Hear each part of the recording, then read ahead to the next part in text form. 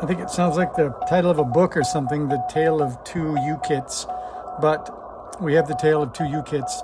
So you may have seen the previous video, experiment 142, where we were trying to figure out if this U-Kits was functional. Back then it had a nice black coat on. I've since taken that off because we found out it wasn't very functional. Let me turn that down a little bit. I better turn down the one I'm holding. We found out it wasn't very functional because it had only a little less than a watt output instead of 5. And then I remembered I had the luxury of another one to compare against, so I think that's going to be the idea.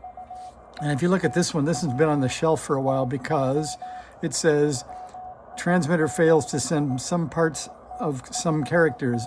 It has a really weird intermittent where with the paddle hooked up, you can send CW, but occasionally it'll just stop sending parts of your characters and then it'll start back up again. And I haven't had time to debug that, but I thought since it would work fine with a straight key and I could use that to get an idea of how the transmit chain looks. I'll show you that the surprise for the HB-1B is that it looks a lot like I guess all the other QRP rigs, but not far from a NorCal 40, in that it has an NPN output and an NPN driver and a toroid transformer to feed the driver. It has maybe one extra stage because the difference comes when I go to the smaller scale here. You can see, whoops, if I turn it right side up, you can see that instead of being fed by the transmit mixer, it's fed by a low-pass filter, which is fed by the DDS. So on these radios, the transmit frequency comes directly out of the DDS. And I wasn't sure how much level or how clean this should be. Before I started looking, I thought I'd take one that does look right and compare them. It is a fairly simple schematic and shouldn't be too hard to address the issues. The only difference is that things are a lot smaller. So this section up here is the transmit section where you can see, if we go back to the schematic, we can see we're looking for Q12, Q4, Q5, and Q6. And you can see all of those along this path. There's the output transistor and then drivers along here to the DDS here. So what's your suggestion? I think I'm going to pull the cover off this one, look at the transmit chain voltages and record them, and then come back and see what's the level issue with this one here without the case. And I'll tell you the ugly story was I just immediately thought, oh, it's going to be the output transistor. So I decided I'll just change that. I didn't do any debugging like a good engineer should. I just changed it. And it turned out that I changed it and put in a bad transistor. So then I had nothing out instead of 1 watt.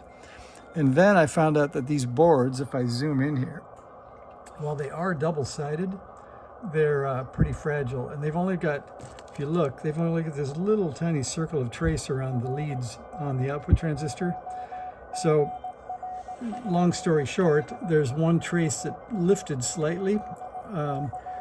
This thing goes emitter, collector, base, and the collector lead lifted slightly. So I was able to lay that trace back down and solder it back in, but that was on the bad transistor. So for the good transistor, I just cut these legs off and I soldered this transistor to the old one's legs for something a little more substantial.